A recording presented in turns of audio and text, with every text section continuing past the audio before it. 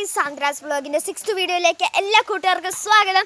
അപ്പോൾ ഇന്ന് ഞാൻ കാണിക്കാൻ പോകുന്നത് എൻ്റെ വീട്ടിലുള്ള കുറച്ച് നല്ല മനോഹരമായ കാഴ്ചകളും അല്ലാത്ത കാഴ്ചകളൊക്കെയാണ് ഞാൻ കാണിക്കാൻ പോകുന്നത്. അപ്പോൾ ഞാൻ നമ്മുടെ വീഡിയോയിലേക്ക് നമുക്ക് കിടക്കാം.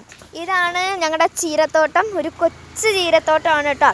പിന്നെ കുറേ ചീനികളുണ്ട്. ചീനി പിന്നീട് ഉള്ളതെന്ന് വെച്ചാൽ ഇവിടെയും ചീരകളാണ്, ഇഷ്ടംപോലെ ചീരകളുണ്ട് കേട്ടോ. ഒത്തിരി ചീരകളുണ്ട് കേട്ടോ. ഞാനിതുണ്ടോ ഒരു തോട്ടം പോലെ നിൽപ്പുണ്ട്.